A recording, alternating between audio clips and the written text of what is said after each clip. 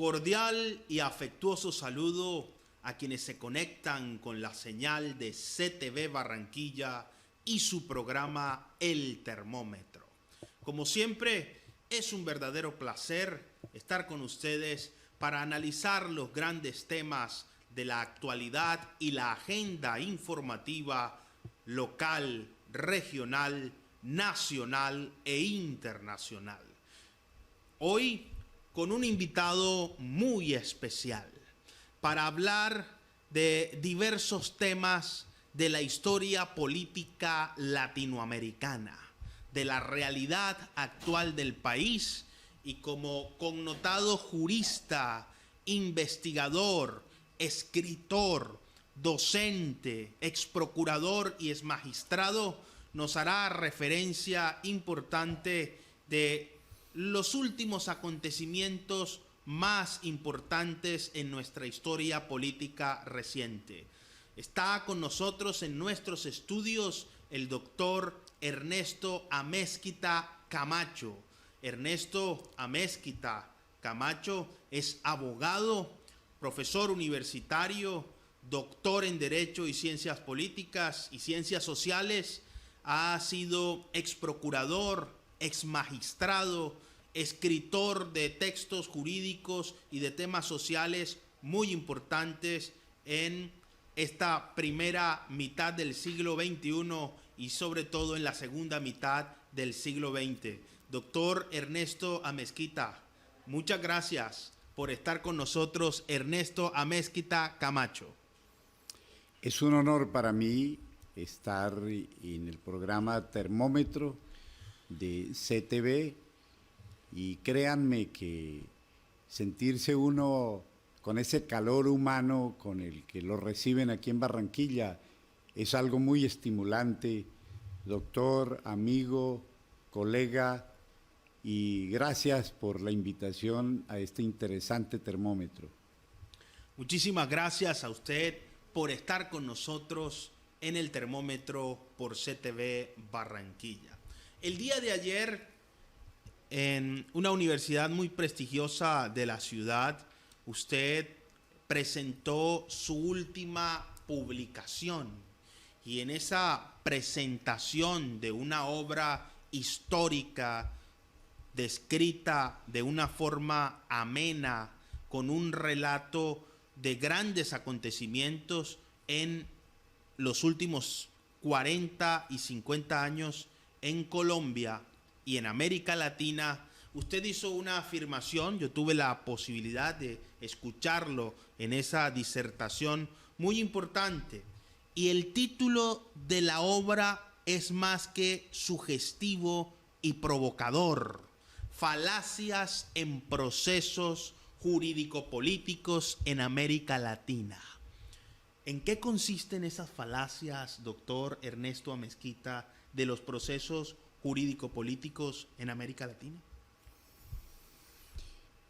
Pienso que ha llegado la hora en Colombia de llamar a las cosas por su nombre, y sobre todo nosotros, los juristas, los abogados, los estudiosos del derecho, debemos darnos cuenta de que no puede, a través de las normas penales, del derecho internacional, encubrirse una serie de actuaciones que tienen un trasfondo sustancialmente político y que se les da un ropaje muchas veces aparentemente legal para fines protervos y para fines ocultos, que en muchas ocasiones no vienen ni siquiera de nuestro establecimiento colombiano o de la sociedad colombiana, mucho menos, sino que nos llegan del exterior.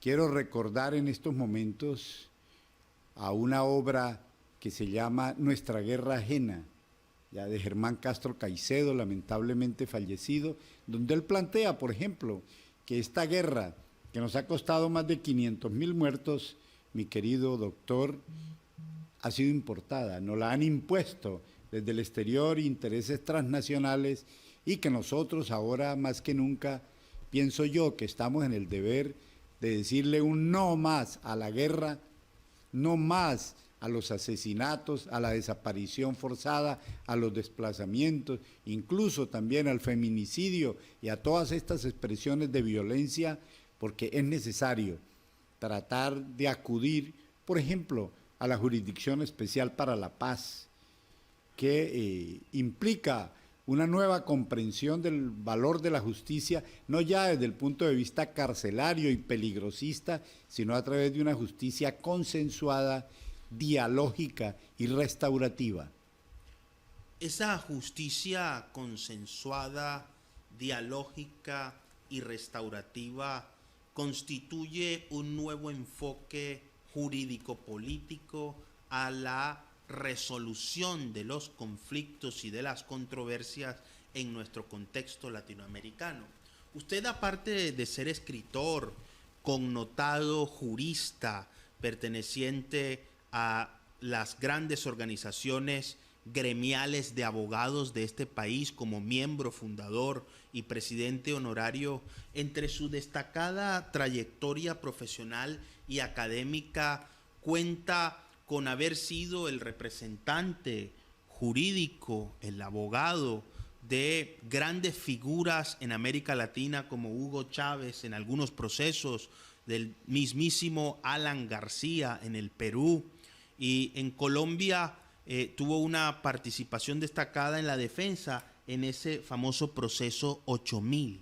La pregunta que siempre nos hacemos los latinoamericanos es: ¿en Colombia y en América Latina se instrumentaliza desde su óptica, doctor Ernesto Amezquita, la política desde la justicia y la justicia desde la política? O dicho en otros términos, ¿existe una instrumentalización judicial afectando la actividad política?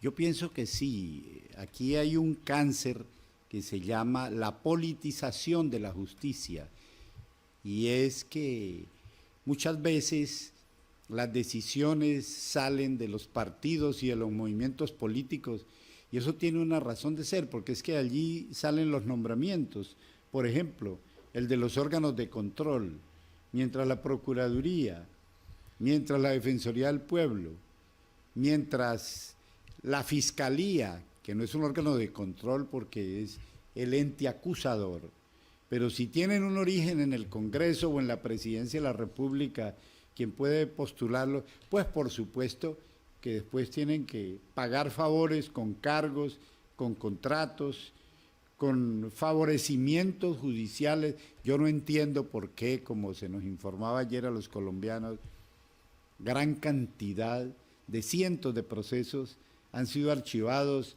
por el Ministerio Público, con todo el respeto que me merece, pero uno no entiende cómo alegremente, pues después de que se han adelantado por otras entidades, incluso averiguaciones como la Contraloría, hablemos del caso Reficar y otros, responsabilidades administrativas y fiscales, se absuelven desde el punto de vista disciplinario, cosa muy diferente a la que sucedía pues hace algunos años con el doctor Fernando Carrillo.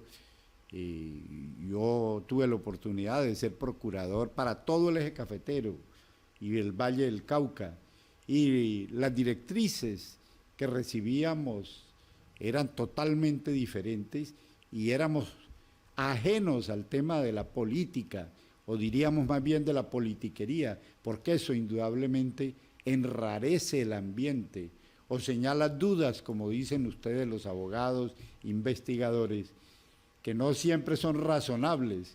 Sí, yo diría que irrazonables o irracionales, como era lo que pasaba aquí, por ejemplo, cuando tuvimos esa dictadura judicial de la justicia sin rostro, que no fue importada también de Italia, fue el instrumento que se utilizó allí para combatir la Cosa Nostra y las mafias italianas, y entonces nos las trajeron mecánicamente aquí, como también nos trajeron un sistema acusatorio que no ha dado los resultados de esa panacea con que nos la impusieron en Colombia, entre otras cosas porque es un sistema recortado en donde, por ejemplo, quienes somos amigos de la democracia no entendíamos cómo se aísla al pueblo. Se acabó con los jurados o los tribunales populares de conciencia en donde se veía al hombre y al ser humano como persona y no simplemente como sujeto de derecho, que es con la óptica o con la lupa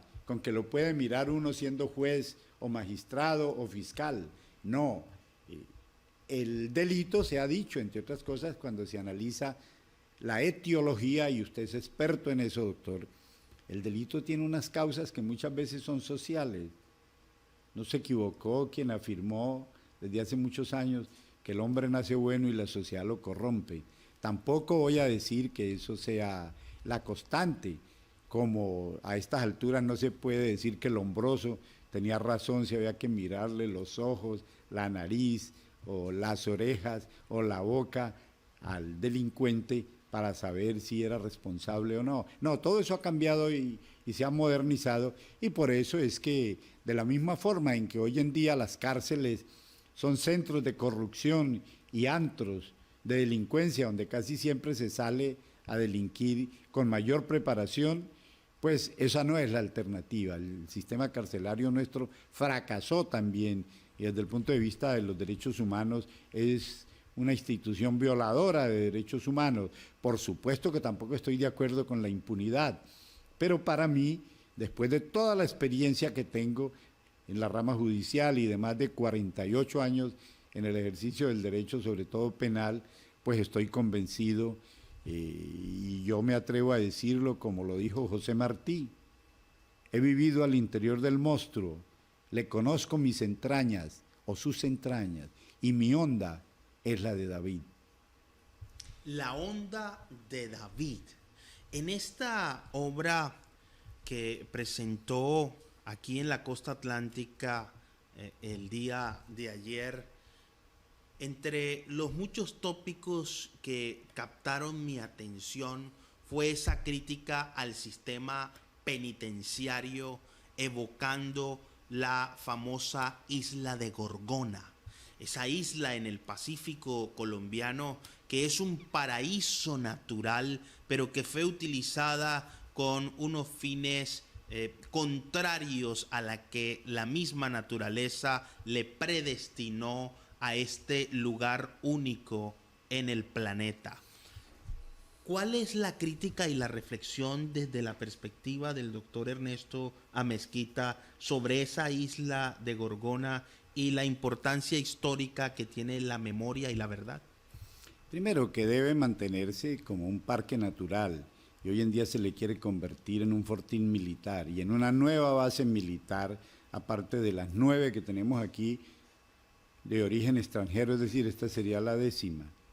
Segundo, que inequívocamente lo que se aplicó, no sé si usted tuvo la oportunidad de conocer a Gorgona cuando era prisión, eso era siniestro y tenebroso, y allí se aplicaba un régimen de presidio, no de prisión, con trabajos forzados, con la entrega de las personas que estaban detenidas, quienes se olvidaban del continente, ellos hablaban del continente refiriéndose a Colombia, cuando eso es Colombia, ¿ya? Y allí se llevó, ante todo, presos políticos, personas que participaron en la época de la violencia, cuando hubo el enfrentamiento entre las guerrillas liberales, los chulavitas y las guerrillas conservadoras y demás. Y entonces, después de que los utilizaron y los pusieron a pelear, se los llevaron allá condenados, y ellos ni siquiera decían, mire, cuando yo estuve allí, doctor, encontré que ni siquiera conocían los carros, mucho menos los aviones, porque todos habían estado guerreando en los campos y en los montes de Colombia. Entonces encontré allí una cantidad de personas, y yo diría que un porcentaje superior al 80% que tenían ese origen. Entonces dice uno, pero bueno, ¿por qué se ha politizado siempre la justicia? Contrario a lo que enseña, por ejemplo, el maestro Foucault o los modernos analistas de lo que debe ser un sistema restaurativo, un sistema de resocialización. Allí no había nada de eso. Incluso yo creo que, utilizando un poquito la literatura francesa, La obra de Henry Cherrier, Papillón, se le quedaba en pañales a lo que veía uno en la isla Prisión Gorgona. Es decir, la isla del diablo que usted recordará, de donde se voló aquel célebre personaje. Una isla que tenía todas las particularidades para recrear una serie de ciencia ficción. Quien intentaba escaparse, cuentan los historiadores e investigadores de esta isla, eran atrapados por tiburones en el Pacífico o morían picados por serpientes, por todo tipo de insectos venenosos y con una flora y una fauna que hoy es ejemplo al mundo de conservación.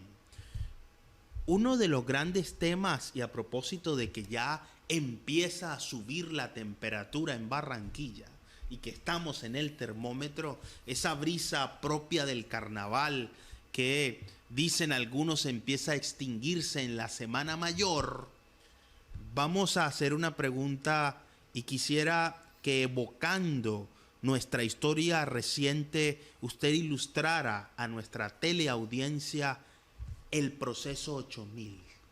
¿Qué podemos destacar, como usted muy bien lo hace en su obra, y qué es lo que no se ha dicho que necesita conocer el pueblo colombiano sobre este tema que usted lo ha enmarcado en su libro Falacias jurídico-políticas en América Latina?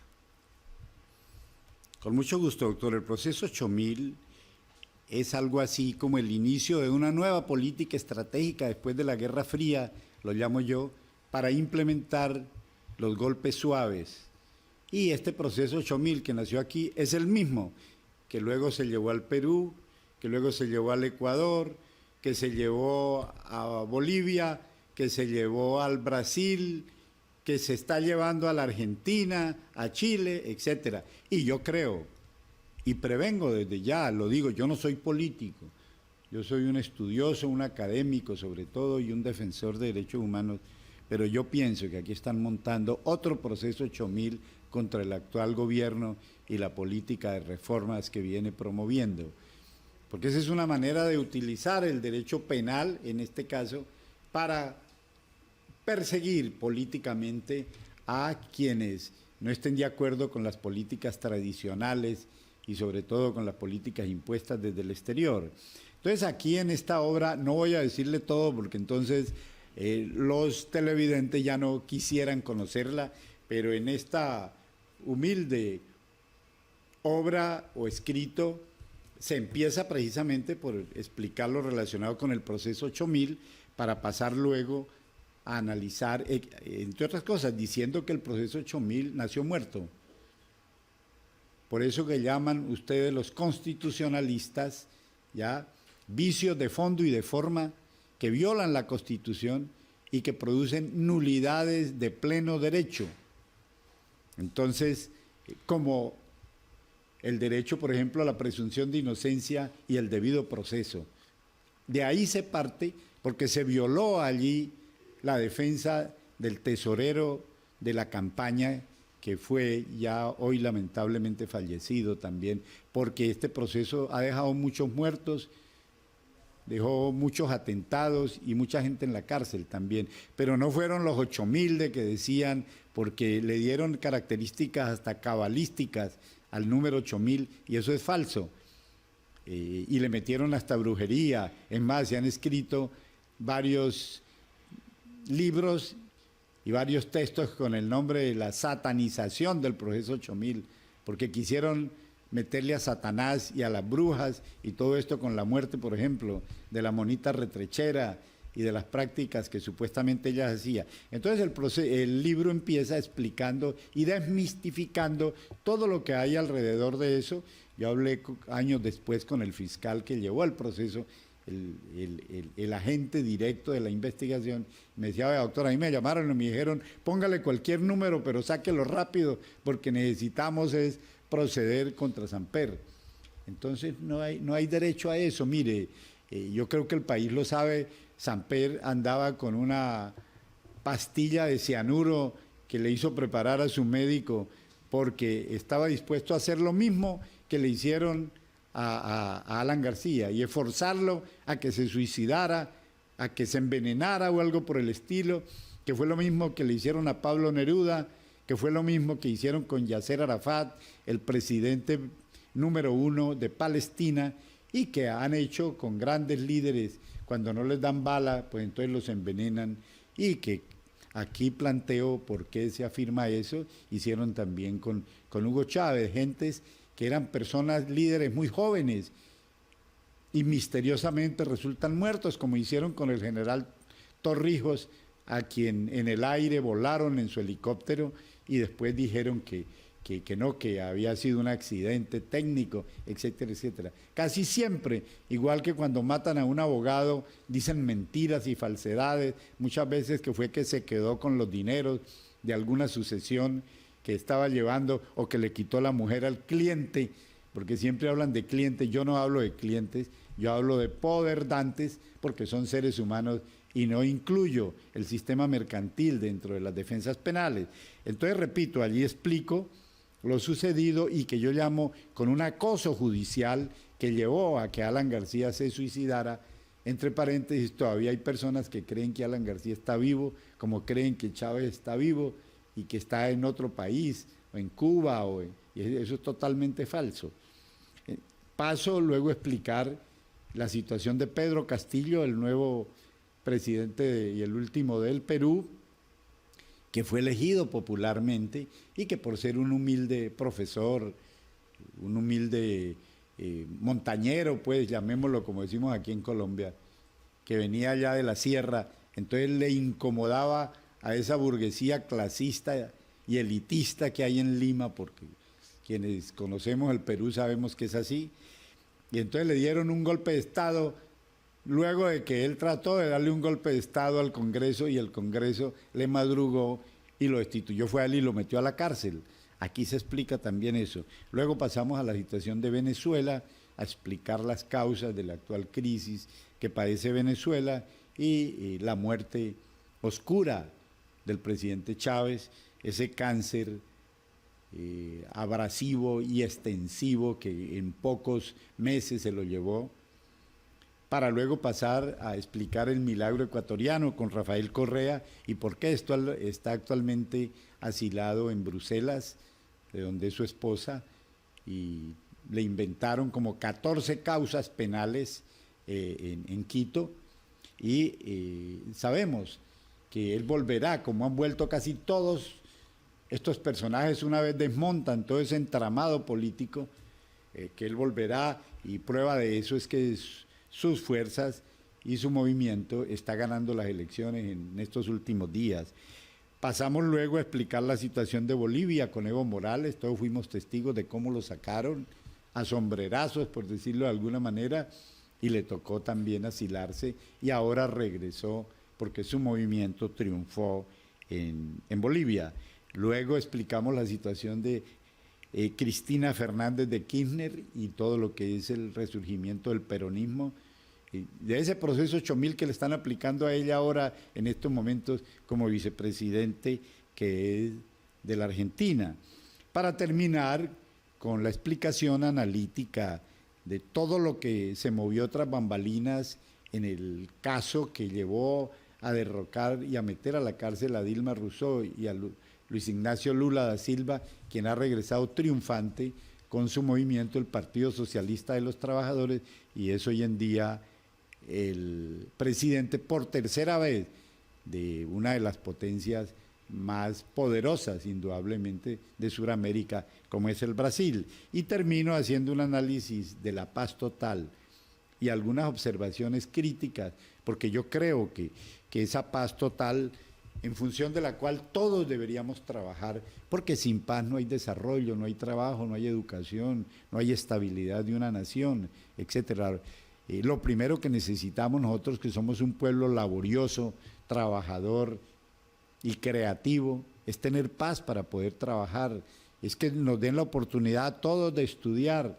Yo creo que usted y yo, si hubiéramos llegado en estas épocas, entre otras cosas, cuando yo estudié Derecho me tocó ir a Bogotá porque no habían facultades en las regiones, y no habían sino 5 universidades con facultades de Derecho y estaban en Bogotá. Era una manera de elitizar la educación. Pero si logramos la matrícula cero para todos los estudiantes que accedan a la carrera que ellos quieran, pues hombre, estaremos dando un paso para lograr precisamente la paz integral que se debe hacer a través del diálogo. Yo no le veo ningún inconveniente y eso no es impunidad, que haya diálogo con todos los sectores armados, incluso con la delincuencia, con los grupos armados del narcotráfico. Hay que dialogar con esa gente, porque como decía el general Matallana, yo fui miembro del Comité Permanente por la Defensa de los Derechos Humanos, a donde llegó un día y se sentó con nosotros y nos decía, mire, yo, que fui un militar tropero, que estuve en El Pato, Guayabero, Río Chiquito, Marquetalia, bombardeando a las FARC recientemente creadas, he llegado a la conclusión de que ni la guerrilla está en condiciones de tomarse el poder por la fuerza, ni el Estado está en condiciones de someter a la guerrilla. Al tiempo que condeno y reprocho el asesinato de los agentes de la fuerza pública en el Catatumbo sucedido antier, de la misma manera debemos entender que a nosotros nos tiene que doler la muerte de un policía, de un guerrillero, de un estudiante, de un campesino, incluso de un paramilitar, de cualquier colombiano, porque todos somos colombianos y tenemos derecho a la vida. Solo si entendemos eso podemos lograr la paz que reclama la actual y la futura generación de colombianos. La paz que sueñan los colombianos desde que surgieron las razones que generaron todo este conflicto. En esa amplísima y profunda descripción de su obra hay muchos temas provocadores y tendríamos un cuestionario aquí interminable por la cantidad de temas, pero voy a hacerle una pregunta muy general. ¿En qué se parece la izquierda latinoamericana actual a esa izquierda de Hugo Chávez, Evo Morales, Cristina Fernández? En la actualidad, ¿tienen un verdadero sentido social? ¿Se puede decir que estamos viviendo un momento parecido a ese de los albores de la década del 2002 hasta el 2012, donde se dio ese gran despertar de la izquierda latinoamericana y sobre todo por lo que está pasando aquí en Colombia?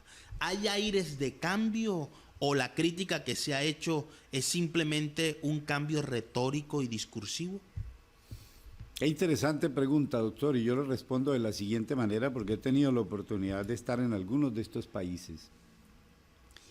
Y si bien todos coincidimos, o coinciden allá estos gobernantes, con la necesidad de profundos cambios y transformaciones de lo que llamaba el maestro Álvaro Gómez Hurtado del establecimiento y de lo que llamamos nosotros de las estructuras del Estado, del modo de producción y del sistema del capitalismo salvaje que cuestionaba Alan García, porque es bueno recordar que Alan García fue el primer presidente en Latinoamérica que planteó el no pago de la deuda externa y la nacionalización de la banca.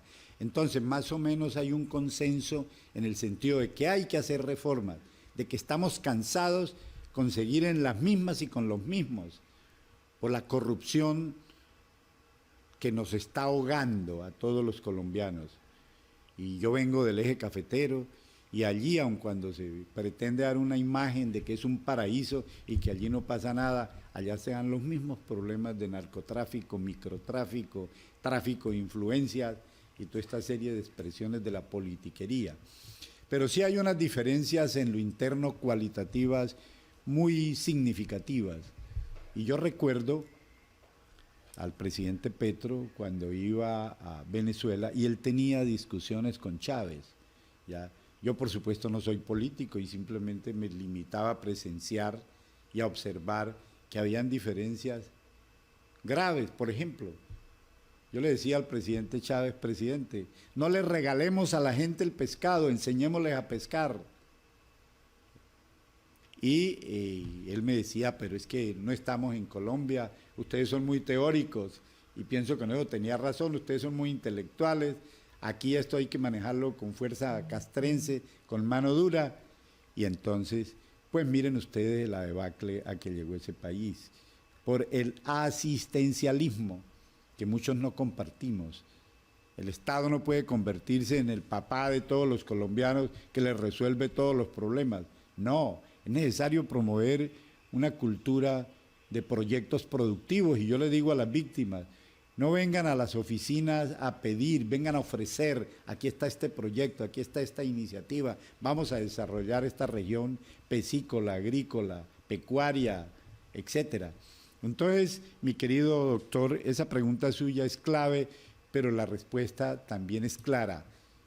Si bien hay un ambiente de cambio, no todos lo conciben de la misma manera. Miren ustedes en el Ecuador, por ejemplo, el expresidente Correa lo primero que hizo fue el tema de dolarizar la economía, porque el sucre estaba supremamente devaluado y entonces cuando se dolarizó la economía ya empezó a cambiar de nuevo y a lograr una estabilidad tremenda el Ecuador. Lo mismo ha pasado en otras naciones y son maneras y formas de lograr unas transformaciones desde diferentes ángulos, no dentro del tradicionalismo dogmático, por ejemplo, el socialismo, eso ya pasó a la historia. No, son reformas democráticas, de una nueva democracia más participativa, más interactiva y en donde quepamos todos, como debemos caber aquí en nuestro hermoso territorio colombiano y en la costa y en el eje cafetero y en todas las regiones donde trabajamos por un mejor país. Trabajar por un mejor país. En esta obra que estamos analizando, el doctor Ernesto Amezquita relata su trasegar por la vida jurídica de Colombia y América Latina, estableciendo y relatando su visión de grandes sucesos de nuestra historia contemporánea con figuras, como bien lo acaba de señalar, como Hugo Chávez, Evo Morales, Cristina Fernández de Kirchner, Ignacio Lula da Silva, el presidente Rafael Correa, y en nuestra historia nacional aterrizando el tema a la paz total. Y aquí ya adentrándonos, doctor Ernesto, en lo que es el actual sistema político colombiano. ¿Por qué desde su óptica se hundió esa reforma política? ¿Requiere el sistema político colombiano una reestructuración y una modificación sistemática total? ¿Tan mal está nuestra democracia? Yo pienso que sí, la defensa del Estado Social de Derecho que hacemos los abogados, que somos la columna vertebral del Estado Social de Derecho, amerita de un nuevo derecho. Necesitamos una justicia más social, una justicia más articulada a las realidades del país y a las amplias mayorías. ¿Ya? Necesitamos también unos nuevos abogados. Y es necesario implementar toda la Constitución Política del 91, que es una constitución garantista, es una constitución que defiende, algunos la llaman la Constitución Verde, y que surgió precisamente a raíz de una iniciativa de los estudiantes, que recordará usted, doctor, y ustedes, amables oyentes, que se llamó la séptima papeleta, cuando luchamos para que hubiera esa reforma constitucional. Entonces, hay es que implementarla y aplicarla. Por ejemplo, ¿cómo entiende usted que si el artículo 22 de la Constitución, que dice que la paz es un derecho inalienable a toda persona, a todo ser humano, y un deber de la autoridad el materializarla, estemos en guerra? Entonces miren ustedes cómo no solamente basta con decretar algo en normas, en leyes, para que se cumplan. Del dicho al hecho, como decían nuestros abuelos, hay mucho trecho, ¿ya? Y de la teoría a la práctica, pues necesitamos concientizarnos de la necesidad de la paz, por ejemplo, y hay que reformar las estructuras político y jurídica de este país. Los órganos de control, yo diría que también los jueces, deberían ser nombrados a través de mecanismos democráticos que no los contaminen con los partidos políticos. Eso no tiene nada que ver, ¿ya? ¿Por qué una persona que debe ser imparcial?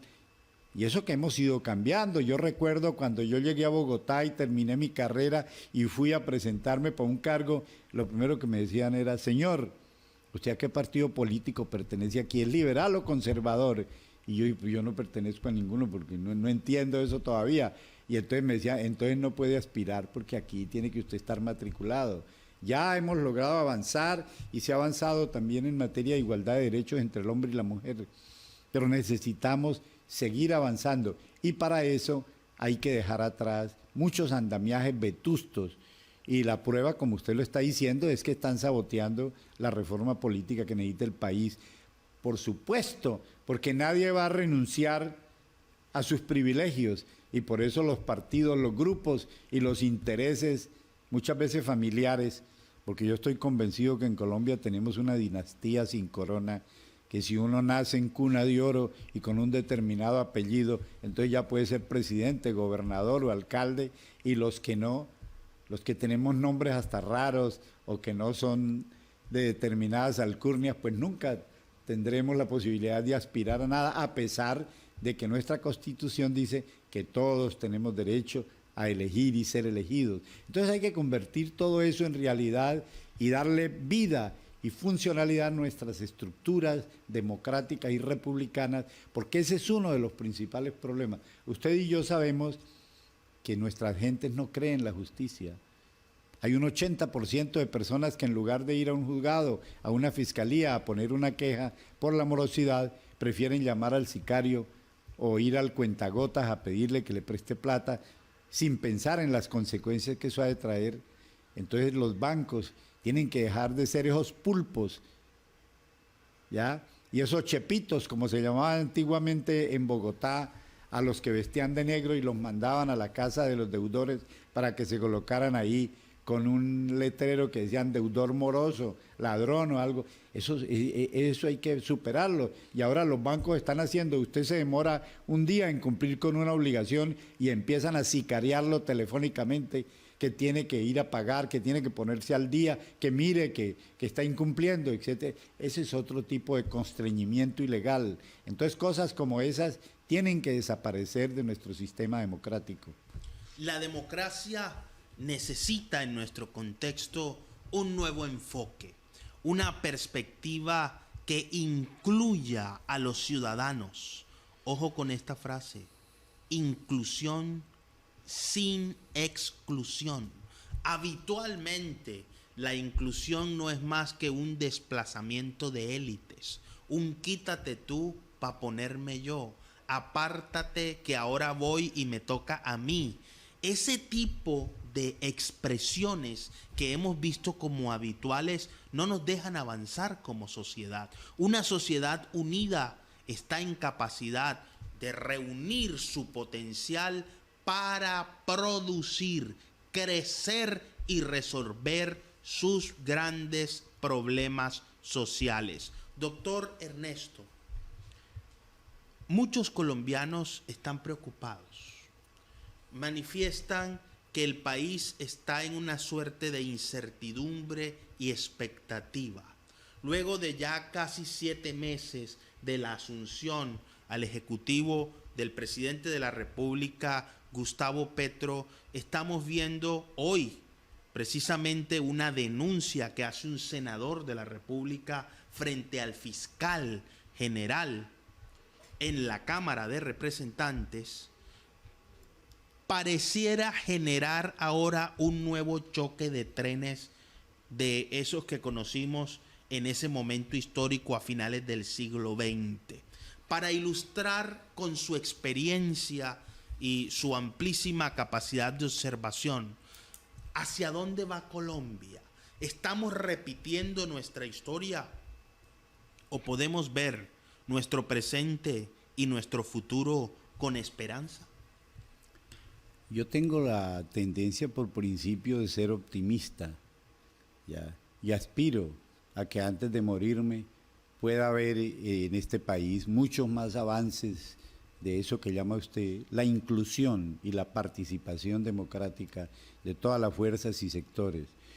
A esos cánceres que usted menciona yo le agrego uno que es el CBY, y eso de que cómo voy yo ahí y de los porcentajes en cada contrato, eso tiene que desaparecer, igual que el nepotismo, el amiguismo y el compadrazgo para la contratación. Tiene que tenerse en cuenta son los méritos, la experiencia y la capacidad de las personas, como también tiene que desaparecer eso de que cuando uno está llegando a determinada edad ya no puede ser funcionario, porque eso indudablemente es otro sistema de exclusión. Cuando hablemos de Grecia o de Roma, cuando eran las personas de más edad los principales tribunos, porque es cuando se tiene más experiencia, pero aquí los desechamos y ya no pueden participar absolutamente, so pretexto de que hay que darle participación o hay que abrirle los caminos a la juventud. ¿Pero cuál juventud? A la que los represente a ellos, a los dueños del poder y del mundo. Entonces, doctor, sí, aquí se han presentado choques de trenes, eso es cierto, y se han presentado en otros países del mundo que siguen el mismo modelo, ya, de lo que se llama ahora como los golpes suaves. Entonces, es evidente y es indudable que mientras no haya ese funcionamiento armónico entre las ramas del poder público de manera independiente, el ejecutivo, legislativo y el judicial o jurisdiccional, y haya un respeto entre sí, como pasa en los países cultos, y yo creo que nosotros ya tenemos la estatura y la edad para hacerlo, pues se van a seguir presentando esta clase de confrontaciones entre diferentes ramas del poder, y repito, mientras nuestros funcionarios tengan un origen político y no sean nombrados por elección popular, tomando las medidas suficientes para que entonces los partidos no entren a hacer una influencia allí, y ojalá todo sea por concurso y por méritos y por experiencia y por vocación, porque también ese es otro aspecto. Vamos a seguir nadando en este remolino donde hay cambios de personas, pero las políticas continúan iguales. Yo, por ejemplo, insisto mucho en la necesidad de las políticas de Estado. Colombia necesita políticas de Estado y no políticas de gobierno solamente, porque cada gobierno, cada ministro llega con un paquete de reformas debajo del brazo y termina ese gobierno y se va, y entonces llega uno nuevo con todo su equipo humano de trabajadores o dependientes y quiere cambiarlo todo. No, necesitamos que haya continuidad. ¿Por qué hemos perdido nosotros, por ejemplo, en la Corte Internacional de Justicia los pleitos en relación con San Andrés y Providencia? Porque cada nada viven cambiando, cada vez que hay un cambio de gobierno, entonces cambian los abogados allí, mientras que Nicaragua mantiene los mismos desde hace tantos años y siempre nos derrotan, porque necesitamos son políticas de Estado, como lo que viene ahora, que es la política de paz, ¿ya?, que implica que es el Estado el que se compromete como institución y no un partido o un presidente en particular. Destacamos esta frase: necesitamos políticas de Estado. Las políticas sociales no pueden estar supeditadas a las preferencias ideológicas, partidistas o al criterio del gobierno de turno.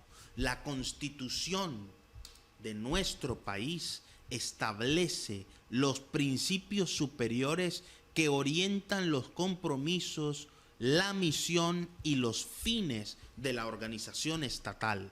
Esto debe provocar un cambio, como muy bien nos lo está ilustrando el doctor Ernesto Amezquita Camacho, un cambio en la cultura política y en la conciencia ciudadana. Sin ese cambio, cambiarán los personajes, pero seguirá el mismo libreto tradicional de nuestra historia. El mismo libreto de exclusión, de insatisfacción, propiciando la indignación y el conflicto social. Es hora de generar una nueva conciencia social que modifique nuestra cultura política en la que sin exclusiones los colombianos podamos avanzar. Hablemos, doctor Ernesto Amezquita, de quién es usted para los televidentes que lo están conociendo y que han quedado maravillados con esta descripción del panorama latinoamericano y nacional. ¿Usted es hincha del Atlético Huila o del Deportivo Cali? Bueno, primero que todo, yo soy un humilde abogado, tal vez el más humilde de todos, de origen campesino. Yo nací en el Huila, en el campo, y de niño me llevaron a Cali, por eso me encanta la salsa y todo lo que representa el Valle del Cauca. Pero después me fui a Bogotá y viví allí 28 años. Desde muy joven pues tuve algunas inquietudes que siempre las expresaba. Fui magistrado muy joven, fui procurador, fui funcionario de la JEP para todo el eje cafetero, y a nivel internacional tuve algunas participaciones. Por respeto a la libertad de cultos no puedo hablar, y porque soy muy respetuoso del Islam, por ejemplo, de algún proceso que llevé en Irán frente a una condena de horca por el tema religioso, pero eso es un aspecto muy sagrado, tanto para los musulmanes como para nosotros los cristianos. Pero sí pienso que, parodiando a Camilo Torres Restrepo, el padre, lo importante es que uno, desde la posición que tenga, dé al máximo, y eso es lo que estamos tratando de hacer cuando ya estamos en esta tercera juventud, o mejor en la época de la juventud prolongada, cuando uno llega al séptimo piso, entonces tiene que decir como el poeta: mi alma tiene prisa y quiero pues hacer lo que más pueda mientras viva. Y eso es lo que yo estoy haciendo con esta obra que se lanzó ayer aquí en la Universidad Libre, tratar de prevenir a los estudiantes, no sobre el deber ser del derecho, sino sobre el ser real, sobre lo que representa lanzarse uno al ruedo de ejercer la profesión sin ningún padrino y buscando siempre pronta y cumplida justicia, que es lo que no hay en nuestro país, porque una justicia morosa, paquidérmica y enfermiza, pues no es justicia, será cualquier otra cosa, pero eso es lo que hace que nuestra sociedad no crea en la justicia, no cree en los jueces, no cree en los magistrados, no cree en nosotros los abogados, no cree en las instituciones y acude a las vías de hecho, y eso es muy grave para una democracia y para un Estado social de derecho. Entonces ese soy yo, doctor, soy un humilde profesor universitario, ahora radicado en el Quindío, en ese hermoso paraíso cafetero, y por aquí le traigo un café muy especial de allá de nuestra región, y los invito a que vayan al Parque del Café, al Mariposaurio, a la región donde yo estoy en el campo, Salento, Finlandia. Esa es una región muy hermosa que los colombianos tenemos aquí como un parque, y que muchas veces preferimos irnos a ver los parques de Miami o de los Estados Unidos o de otros países, cuando aquí tenemos muchas cosas mejores, sobre todo al natural, ¿ya? Y cultivando precisamente nuestra biodiversidad, en la defensa de nuestros animales, como hay algunos parques en el Quindío. Y bueno, por allá los espero. Tierra hermosa que conocemos, ha mencionado el doctor Ernesto 3 municipios exóticos con una exuberante vegetación, unos paisajes que inspiran para la poesía, y con ese aroma a café que hace que los colombianos nos sintamos cada vez más orgullosos. A propósito de la alerta naranja que se ha emitido por la famosa fumarola del volcán Nevado del Ruiz, esperemos que los organismos de atención y prevención de desastres estén no solamente monitoreando, sino desarrollando toda la actividad didáctica, pedagógica y preventiva que requiere esta situación por el bien de esa hermosa, noble y trabajadora región que es el eje cafetero y todo el contexto de la zona de influencia del volcán Nevado del Ruiz. Pero no me respondió la pregunta, doctor. ¿El Huila, el Quindío o el Cali? Yo soy ciudadano del mundo, doctor, pero si usted quiere oír un chiste con el que yo respondo esa pregunta, con mucho gusto le contesto. Mira, ahí me pelean dos departamentos, el Valle del Cauca y el Huila. Los huilenses dicen que soy bayuno y los bayunos dicen no, él es huilense. Y le hago entrega entonces de este café con aroma del corazón de nuestras montañas que se llama Café Quindío, que es símbolo de muchas cosas hermosas para nosotros. Muchísimas gracias. Ya aquí se percibe, se siente el aroma al café del Quindío, ese hermoso departamento que tiene nuestro árbol nacional. Una pregunta obligada para finalizar a un defensor de los derechos humanos, humanista, de las calidades humanas, profesionales y de la amplísima experiencia de nuestro invitado especial, el doctor Ernesto Amezquita Camacho. Doctor, ¿la paz total es una utopía o es una realidad? Pienso que es un paradigma por el cual tenemos que seguir avanzando. Yo, por ejemplo, tengo un programa de radio que se llama Caminos de Paz y trato de encontrarle camino a todo en función de ese objetivo y de ese paradigma, de que algún día llegaremos a la paz, ¿ya? Y que indudablemente no a la paz de los sepulcros, no a esa paz de los cementerios ni de los desplazamientos, no, sino a una paz donde se puedan andar los caminos sin violencia y donde desaparezca el secuestro y donde todo nuestro territorio sea tierra de paz, de comprensión y de solución pacífica de los conflictos.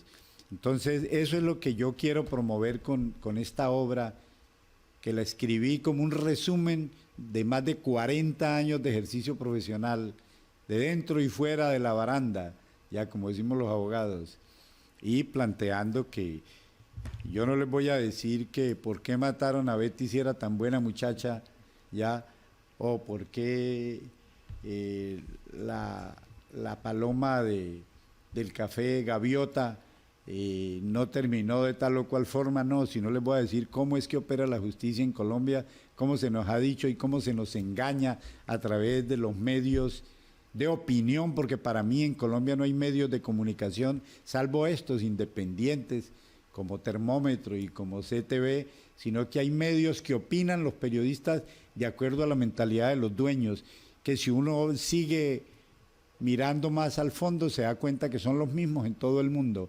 No voy a hablar de los Illuminati ni el Club Bilderberg, porque para eso tendríamos que hacer un programa muy especial, porque sé que usted domina esos temas, pero sí los que están tras los hilos del poder en nuestro país y en toda América Latina. Eso es lo que yo trato de armar a las nuevas generaciones para que no se sigan cometiendo los mismos errores en nombre de la justicia que debe ser pronta y cumplida para que pueda ser justicia. Para que pueda ser justicia. Y sin duda sobre estos temas tendremos nuevos programas. Cada vez que usted esté por Barranquilla, estas cámaras son su casa, doctor Ernesto Amezquita. Una pregunta general, muy puntual y muy precisa, significativa además. ¿Cuál es el mensaje de Ernesto Amezquita para nada más y nada menos la teleaudiencia del Termómetro por CTV Barranquilla, y dónde pueden adquirir esta obra que no dudo en recomendar, escrita con una calidad y una profundidad propia de un profesional de los más altos quilates como el que tenemos hoy en nuestros estudios? Que además termina con algo que le encanta a usted, maestro, que es con poesía, con versos, porque yo creo que tenemos que cantarle a la naturaleza, a la vida, al amor y a la paz. Lo pueden adquirir en la librería La Nacional. Esta obra fue editada por Ibáñez, una de las editoriales más modernas y más grandes que hay en el país. Y sobre la primera pregunta, que me hace el favor y me la recuerda, doctor. Perdóneme, pero es que uno después de 30 años ya empieza a perder un poquito y el doctor Alzheimer de pronto lo visita. ¿Cuál es el mensaje para los colombianos? ¿Podemos seguir creyendo? ¿Y cuál es la esperanza y la expectativa que tenemos en Colombia? El mensaje es un mensaje de comprensión, de solución pacífica de los conflictos a través del diálogo, de la concertación, de la reparación como lo hace la justicia transicional. Por eso yo trabajé y creo que la justicia del futuro será la justicia restaurativa, no la justicia carcelera, penitenciaria, esa que viola los derechos humanos de quien cae en desgracia. Y advierto que hay que entender, por ejemplo, que no se puede confundir a los abogados con el delito que supuestamente ha cometido la persona que acuden a un abogado. Ya aquí en este país, ese es un INRI que llevamos los abogados penalistas y la gente no entiende que el derecho y los códigos penales se hicieron fue para quienes infringen la ley o se presume, pero que tenemos que mantener el principio, por ejemplo, de la presunción de inocencia y que uno no puede pedirle la cédula y los antecedentes a un paciente, igual que no pueden hacerle los médicos, porque su deber es salvarle la vida a nosotros, salvarle y mantenerle la libertad.